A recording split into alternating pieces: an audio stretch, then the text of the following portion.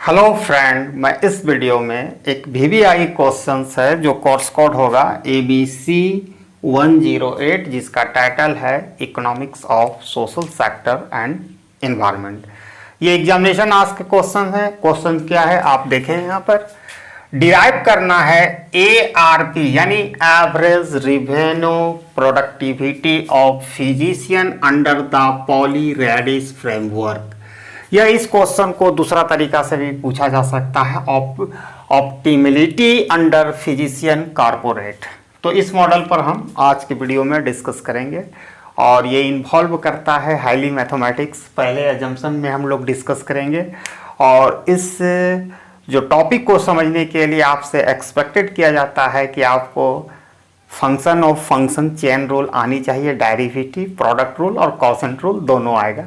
लेकिन don't worry, आपको किसी तरह का कोई प्रॉब्लम नहीं होगा और मैं ज़्यादा से ज़्यादा आसान भाषा में प्रेजेंट करने का प्रयास करूँगा। अगर आपको डेरिवेटिव नहीं आती है तो हमारा चैनल में जाइए, प्लेलिस्ट में देखिएगा, बेसिक मैथमेटिक्स में मिल जाएगा डेरिवेटिव का। तो चलते हैं सॉल्यूशन की ओर। तो एक एक चीज़ हम लोग देखेंगे इस क्वेश्चंस में। तो सबसे पहले आपको मैं यहाँ क्लियर कर देना चाहता हूँ कि जो अस्पताल आप देखते हैं वो अस्पताल पर ये मॉडल लागू नहीं करता है। यहाँ पर जो फिजिशियन, जो डॉक्टर है, वो वर्क करता है एज ए कोऑपरेटिव। कहने का मतलब है ये जो मॉडल है, पॉलिस रेडिस जो मॉडल है, ये प्रेजेंट करता है एक ऐसा हॉस्पिटल का सर्विस जिसमें फिजिशियन जो डॉक्टर होते हैं वो कॉर्पोरेट के रूप में, कोऑपरेटिव के रूप में वर्क करता है।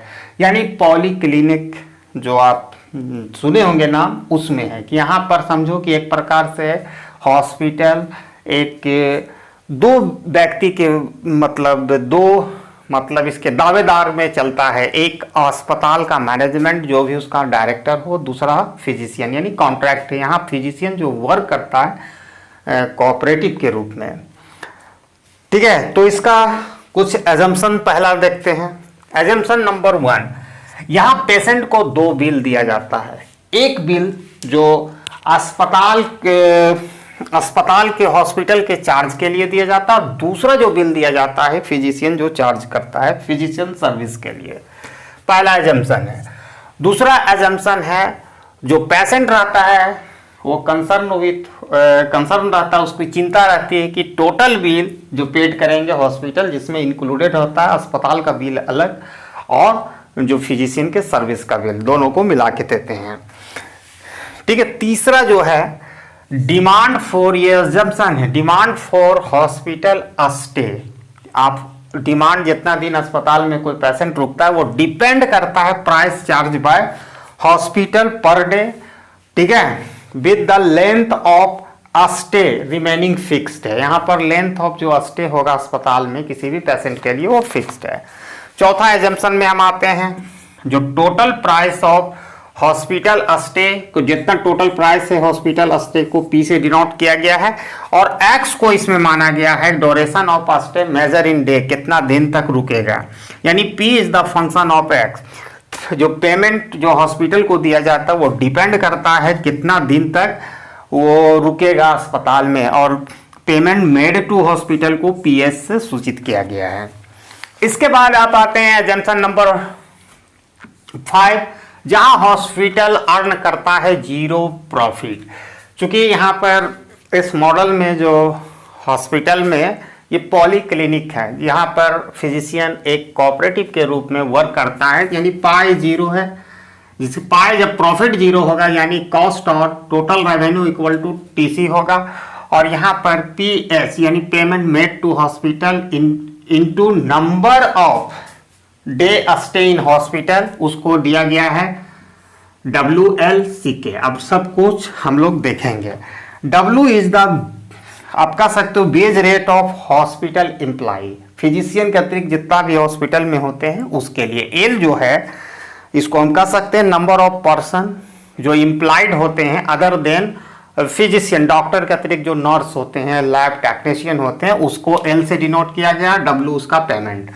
C जो आप देख रहे हैं प्राइस ऑफ कैपिटल है, और प्राइस ऑफ कैपिटल, और K is the amount of capital use hospital. अब के मतलब अमाउंट, बहुत सारे मशीन होते हैं अस्पताल में, वो अमाउंट ऑफ कैपिटल है, और सी उसका प्राइस बता रहा है। ठीक है, उसके बाद टोटल जो रेवेन्यू जनरेट होता है हॉस्पिटल में, वो डिस्ट्रीब्यूट होता है हॉस्पिटल और फिजिशियन के बीच में। ये टोटल रेवेन्यू है, price into number of day stay.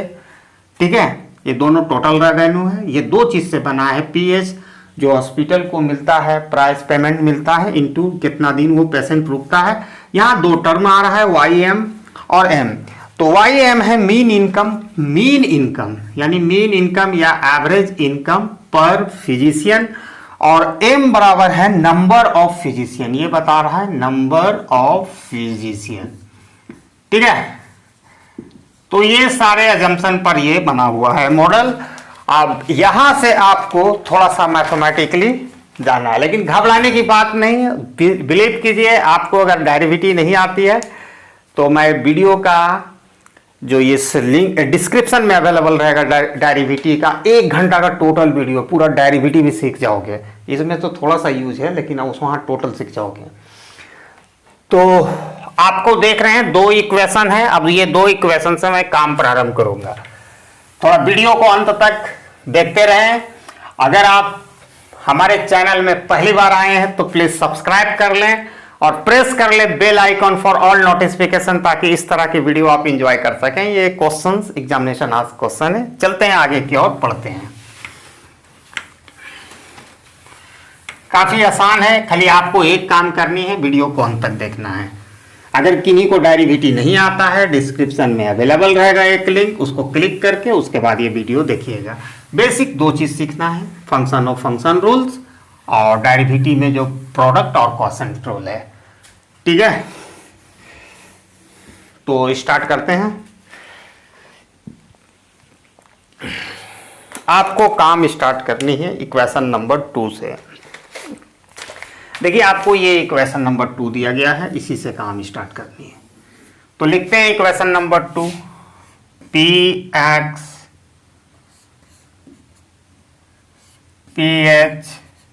X plus Y M mean income per physician, और M number of physician, P H payment made to hospital, और X number of stay by patient. ठीक है, अब इसको Y M के लिए solve करना है, तो इसको एक बार हम इस तरह भी लिख सकते हैं। 1 मिनट, हम थोड़ा सा मार्कर पेन बदल रहे हैं। 1 मिनट। हम इसको इस तरह भी लिख सकते हैं, P H X plus Y M equal to P X. मैंने कुछ नहीं किया, ये वाला को पहले लिख दिया, इसको बाद में लिख दिया। अब इसको वाई एम के लिए सॉल्व करेंगे। इसके लिए तो ऑब्वियसली इसको उधर हम शिफ्ट कर देते हैं, माने पी एच एक्स को, तो Y M equal to P X minus P H X. ठीक है, अब उसके बाद क्या करते हैं, वाई एम के लिए हम सॉल्व करते हैं, तो Y M equal to P X minus P H X by, ये m जाके उधर डिवाइड हो जाएगा। अब यहाँ पर हम x को कॉमन ले सकते हैं। ठीक है, तो आप x को हम कॉमन ले सकते हैं, Y M equal to P रहने देते हैं, x को हम कॉमन ले लेते हैं, तो ये ब्रैकेट में आ जाएगा, माइनस दोनों में x कॉमन है, हम कॉमन ले लेते हैं, P H X by M. मैंने यहाँ वाई एम के लिए सॉल्व किया है, इसको आप कह सकते हो मीन इनकम पर फिजिशियन। ये इक्वेशन 3 बन चुका है। अब इक्वेशन नंबर आपका 1 जो दिया है, उसको आपको सॉल्व करना है एक्स के लिए। ठीक है, तो आप आराम से इसको यहीं पर हम कर देते हैं, तो आके आपको और क्लियर हो जाएगा। इक्वेशन नंबर 1 में 2 से हमने ये डिराइव किया 3। अब इक्वेशन नंबर 1 जो आपको यहां दिख रहा होगा, ये वाला,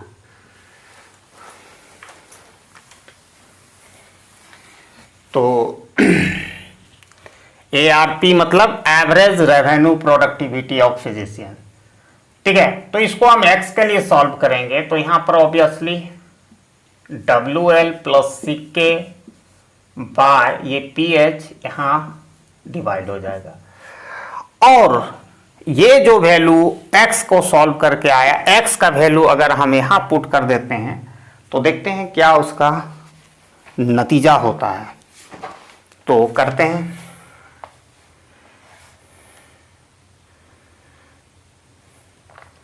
या एक मिनट, ये तीसरा इक्वेशन आप इसी को ले लें।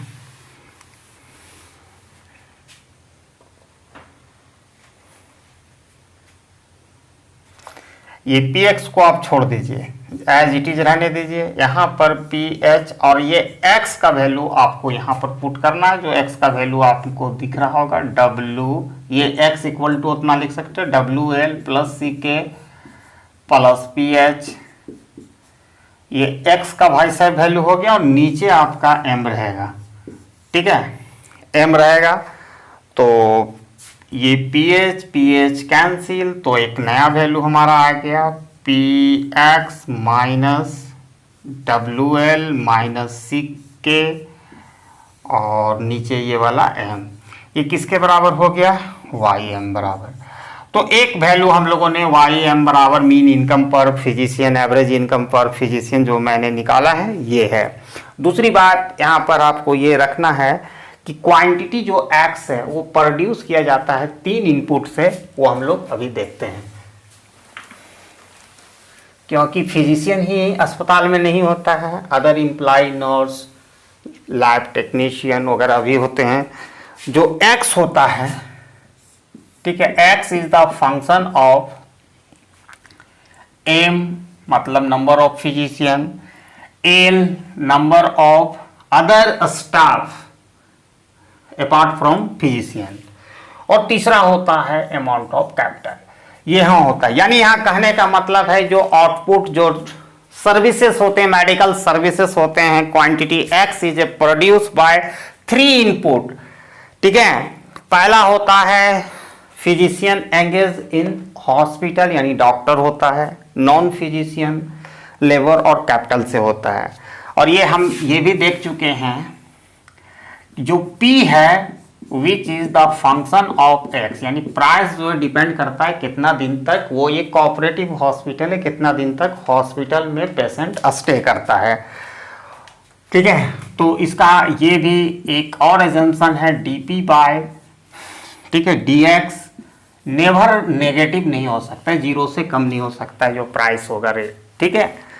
अब यहाँ से आपका जो मेन ऑब्जेक्टिव है इस मॉडल को वो मैक्सिमाइज करना है फिजिशियन इनकम पर फिजिशियन, यानी मीन इनकम ऑफ फिजिशियन को आपको मैक्सिमाइजेशन करना है, ठीक है। तो इसके लिए कंडीशन आपको पता है FOC, यानी FOC का मतलब होता है फर्स्ट ऑर्डर कंडीशन। ये क्या निकला है, मीन इनकम या एवरेज इनकम पर फिजिशियन, तो उसको आपको करना है। तो इसके लिए क्या करना है, पहले आपको किसके रिस्पेक्ट में लेना है, फॉर मैक्सिमाइजेशन ऑफ Ym, ठीक है। Ym किसके रिस्पेक्ट में आपको डेरिवेटिव लेना है, L के रिस्पेक्ट में लेना है। तो यानी first order condition del Ym by del L equal to 0। अभी यहां पर आपको क्या करना है, इस जो टर्म जो निकला है मैं यहां भी लिख देता हूं ताकि आपको विजुअलाइज होते रहेगा, px minus WL minus CK by m, ये एक टर्म है, ठीक है। इसको हम किसके रिस्पेक्ट में डेरिवेटिव ले रहे हैं भैया, L के रिस्पेक्ट में ले रहे हैं। L का मतलब क्या हुआ कि जो amount of non physician employed in hospital है, ठीक है। तो यहाँ पर आपको काफी बी केयरफुल रहना है कि आपको यहाँ देख लीजिए क्या क्या है। जो x यहाँ पर आपका प्रोडक्ट रूल लग जाएगा, प्रोडक्ट रूल लग जाएगा क्योंकि p is the function of x देख रहे हैं, और x is also function of l है, ठीक है, डायरेक्टली नहीं है। तो यहाँ पर और बाकी यहाँ पर, तो सबसे पहले आपको करना पड़ेगा यहाँ प्रोडक्ट रूल लगा रहे हैं, तो यानी p आपको p और x का ही कर रहे हैं, ये तो बाद में हम दोनों को कर लेंगे सीके का। यानी ये फर्स्ट फंक्शन है, ये सेकंड फंक्शन, तो डेरिवेटिव ऑफ फर्स्ट फंक्शन। तो आप डेरिवेटिव ऑफ फर्स्ट फंक्शन है, डायरेक्ट आप इसको p के रिस्पेक्ट, p को l के रिस्पेक्ट में नहीं ले सकते हैं। p किसका फंक्शन x, तो पहले चैन रूल लगाएंगे, तो dp by del p by del x लगाएं, और फिर देखते हैं x वो फंक्शन l का, फिर del x by del l into derivative of first function times second function plus derivative of second function, तो इसको हम ले सकते हैं del x by x, directly function है l का, तो हम ले सकते हैं del l into first function. ये अब तक का हुआ, ये दोनों का खेल हुआ। प्रोडक्ट रूल लगाएं, फर्स्ट फंक्शन सेकंड फंक्शन, यहाँ पर चैन रूल लगाएं, क्योंकि p डायरेक्ट फंक्शन l का नहीं है, पहले p डिपेंड करता है x पर, फिर अगेन x डिपेंड करता है, तो उसी तरह मैंने डेरिवेटिव भी लिया। ठीक है, उसके बाद ये हो गया, ये 1 बाय, एक मिनट, और एक चीज है, ये तो अंदर की बात है, यहाँ 1 बाय m को मैंने कॉमन ले लिया, बाहर कर दिया।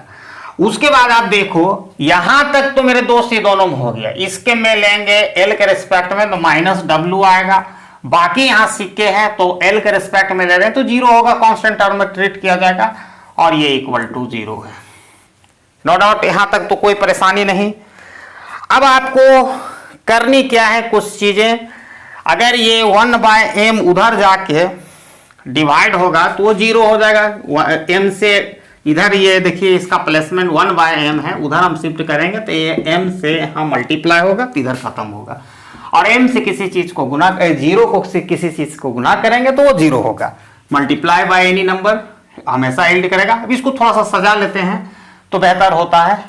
ठीक है, तो दोनों में आप एक चीज करते हैं, इसको सजाने से पहले हम पहले ये लिख लेते हैं dp बाय dx, या आप इसको इस तरह, एक मिनट ऐसे भी कर सकते हैं, पहले इस टर्म को लिख लेते हैं।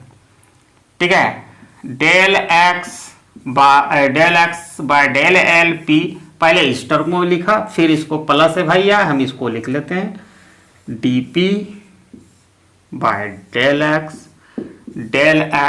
Bye del l। ठीक है, ये तो यहाँ टर्म लिखा, और एक x से मल्टीप्लाई, मैंने x से मल्टीप्लाई किया, w यहाँ पर है 0 है।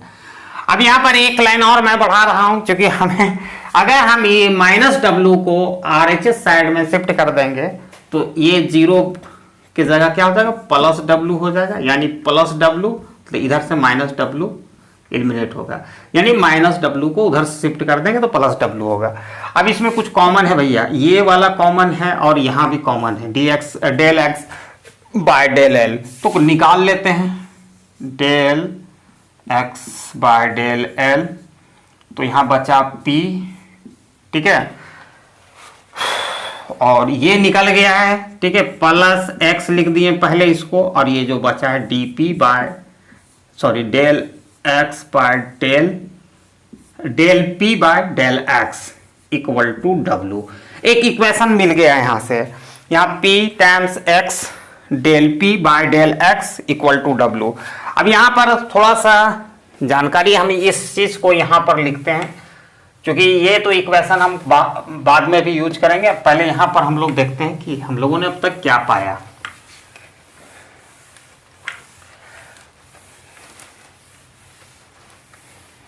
तो अब तक हम लोगों ने जो पाया अब तक, वो ये वाला टर्म हम यहाँ लिखते हैं, तो del x by del l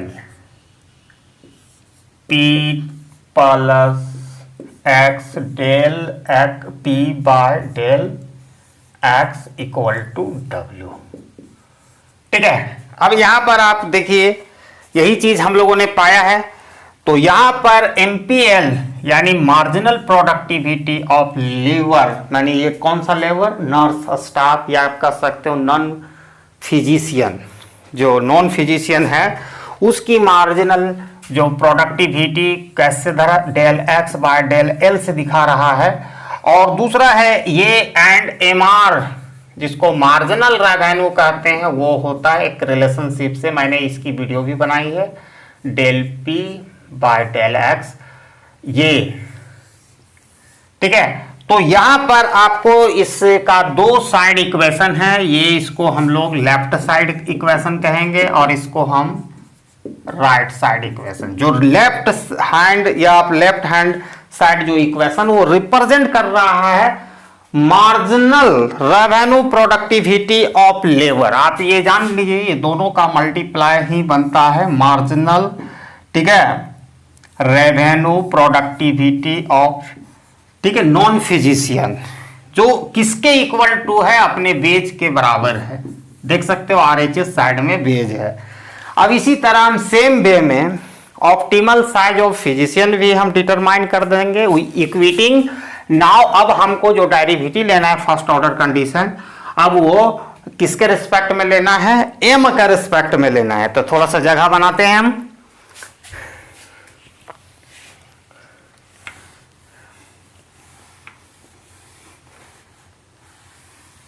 ठीक है, अब उसी में हमको आगे चलनी है, तो उसी में हम कर देते हैं। मान के चलिए ये सारा चीज खत्म हो गया, ठीक है। अब किसके रिस्पेक्ट में लेंगे, सिर्फ एम के रिस्पेक्ट में लेंगे। सिमिलर वे में हम निकाल सकते हैं ऑप्टिमल नंबर ऑफ फिजिशियन। तो डेरिवेटिव लेना पड़ेगा इसको, इस फंक्शन को YM जो मीन इनकम पर फिजिशियन को किसके रिस्पेक्ट में, एम के रिस्पेक्ट में।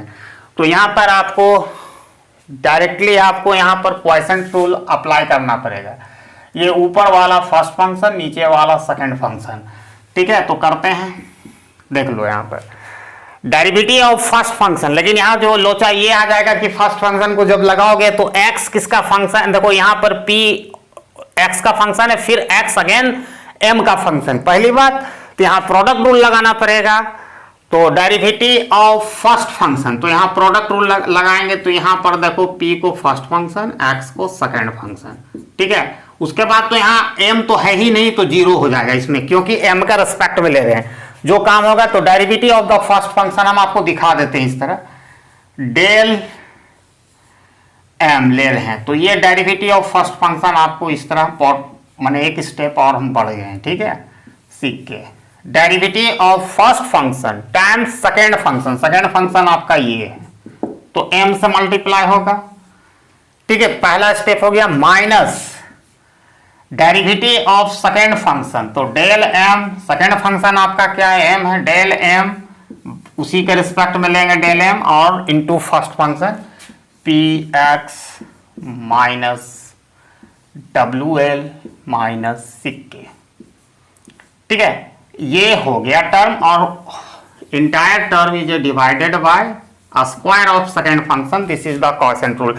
अब यहां पर आपको अप्लाई करना पड़ेगा, जैसे कि प्रीवियसली हमने अप्लाई किया कि जो ये फर्स्ट फंक्शन इसको ट्रीट करेंगे p को, और x को सेकेंड फंक्शन। आप देख सकते हो हम m के रिस्पेक्ट में ले रहे हैं, p किसका, x का फंक्शन है, उसके बाद x अगेन m का फंक्शन है।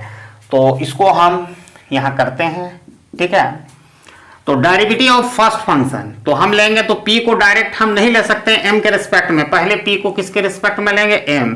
तो del p by del x, ठीक है, फिर डेल x, x को फिर हम m का रिस्पेक्ट में लेंगे, ठीक है, into second function plus derivative of second function. तो हम इसको x को डायरेक्टली m के रिस्पेक्ट में ले सकते हैं, क्योंकि x डायरेक्टली m का फंक्शन है। तो derivative of second function with respect to m, ठीक है, इनटू फर्स्ट फंक्शन, ये हो गया। अब ये दोनों में देखो यहाँ WL है, CL है, यानी यहाँ पर m है ही नहीं, तो कांस्टेंट है, जीरो होगा, इसका कोई मीनिंग नहीं है। लेकिन इसके मतलब ये है कि ये टर्म के बाद ये m से डिवाइड होगा, ये टर्म ये हो गया, ये दोनों का डेरिवेटिव जीरो हो गया। अब आते हैं यहां पर, ठीक है, यहां पर अब इसको अलग भी हम लिख सकते हैं कि दोनों में m स्क्वायर से रखा जाए, अभी भी m स्क्वायर, कोई दिक्कत नहीं, m स्क्वायर तो नीचे रहेगा बाय डिफॉल्ट, ये है। अब यहां पर देखो भाई ये इसका तो 1 हो जाएगा, और ये माइनस आपका रहेगा माइनस, और ये जीरो बराबर होगा, ठीक है, 0 0। आप यहां देखो ये चीज से यहां तक हो गया, ये तो हो गया। अब ये आपका रहेगा px माइनस WL माइनस सिक्के, ठीक है, डिवाइडेड बाय m स्क्वायर। अगर मैं दोनों को सेपरेटली कर देता हूं, ठीक है, तो सेपरेटली भी हम कर सकते हैं। यहां पर जो अभी तक हमारा रिजल्ट आया, इसको थोड़ा सा हम मॉडिफाई करके हम दूसरा जगह लिखेंगे तो ज्यादा अच्छा से समझ में आएगा। अब ये दोनों टर्म को हम सेपरेटली कर देते हैं। तो देखो ये टर्म हम यहाँ लिख सकते हैं इस तरह, 1 मिनट, ये टर्म हम पहले लिख लेते हैं और यहाँ तो कुछ मिटाना पड़ेगा। अब तो डेरिवेटिव का कोई झमेला नहीं, इसी को ऊपर लिखते हैं।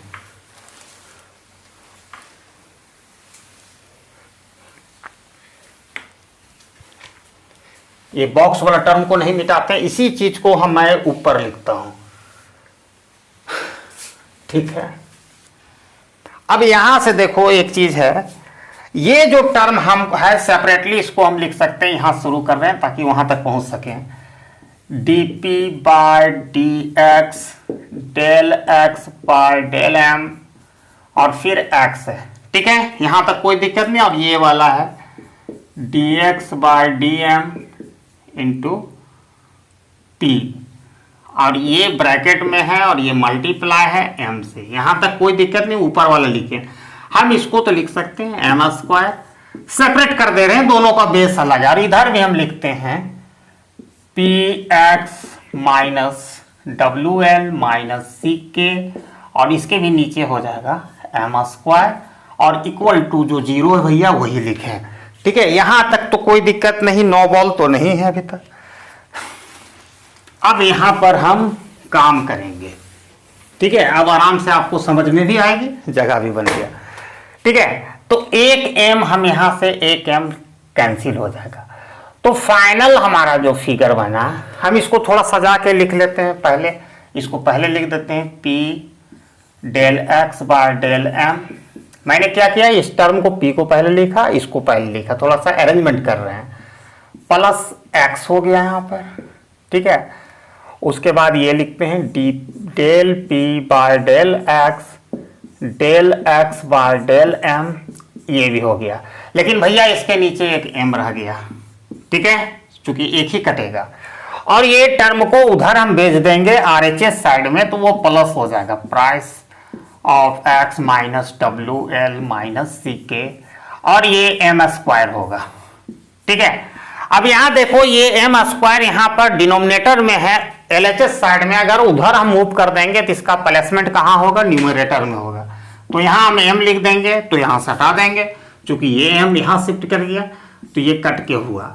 तो देखो यहाँ पर फिर हम एक चीज कॉमन ले सकते हैं, डेल x, ये वाला टर्म, और ये वाला हम कॉमन ले लेते हैं, del x by del m। तो बचा मेरे दोस्त क्या, p प्लस x,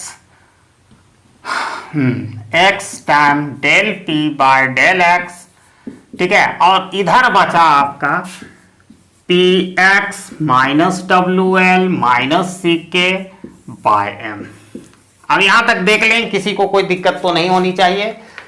तो देखो जो टर्म अभी तक मैंने बताया कि यहां पर साफ है, ये इसका मतलब क्या हो गया, del x by del m, इसका मैंने बताया था, ये मार्जिनल प्रोडक्टिविटी ऑफ m यानी फिजिशियन का है। और ये इतना बराबर आपको मालूम है, माने mr इक्वल टू एक ये भी रिलेशन है, p plus x times dp del p by del x, ये है। यानी आपको ये जो लेफ्ट साइड जो इक्वेशन है वो बता रहा है मार्जिनल रेवेन्यू प्रोडक्टिविटी यानी MRP ऑफ फिजिशियन। जो लेफ्ट साइड यहां से यहां तक इक्वेशन है वो MP, और MR का प्रोडक्ट है उसको कहते हैं marginal revenue productivity of physician. और जो RHS साइड का जो इक्वेशन है, ये RHS साइड यानी राइट हैंड साइड जो इक्वेशन है रिप्रेजेंट कर रहा है एवरेज, ठीक है, रेवेन्यू प्रोडक्टिविटी ऑफ फिजिशियन। ये वाला जो कह रहा है average revenue productivity of physician. आप यहां देखना जो मैंने इक्वेशन निकाला था, देखो मिटा दिए हैं।